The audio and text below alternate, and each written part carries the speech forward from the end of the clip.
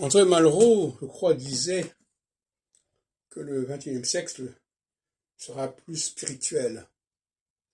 Je pense qu'effectivement, clivages religieux et théologiques vont jouer un rôle important dans les années qui viennent.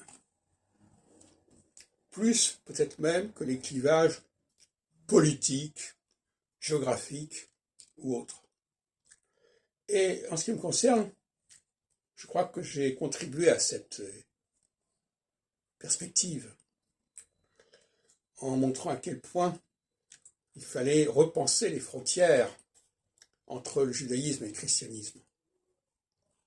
Les repenser, les redessiner. Parce qu'actuellement, il y a beaucoup de confusion. Et beaucoup de juifs sont dans l'erreur, sinon dans l'hérésie.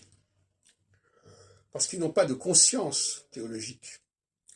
Toute la question est là. Passer de la conscience politique et sociale à la conscience théologique. Savoir à quel Dieu croit-on, à quel Dieu nous référons-nous, et est-ce que ce Dieu-là est le Dieu de l'autre? Parce que beaucoup de gens disent, ah ben Dieu, il y en a un seul, pour tout le monde. Non.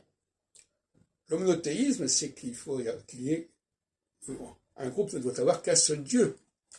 Et ça ne veut pas dire que tout le monde a le même Dieu. Tu vois, tout comme en astrologie, une question est, est-ce qu'il faut une seule planète ou plusieurs planètes? Mais en réalité, on peut très bien dire qu'il y a des groupes qui ont telle planète et d'autres groupes qui ont telle autre planète, mais que chaque groupe n'a qu'une seule planète. C'est tout le débat sur l'uniplanétarisme. Donc, là, en l'occurrence, avant de dire que c'est un Dieu unique, est-ce que c'est intéressant pour les Juifs d'accepter l'idée, ou de répandre l'idée, ou de valider, ou d'entériner l'idée selon laquelle il y aurait un seul Dieu? Non.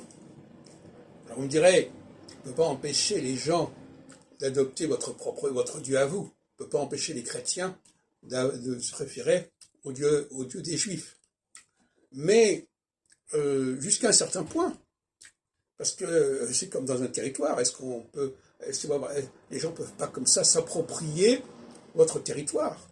Or, le théologique, le religieux, ce sont des territoires. Et nous n'avons pas nécessairement accepté que les gens s'approprient le territoire des Juifs, et inversement d'ailleurs.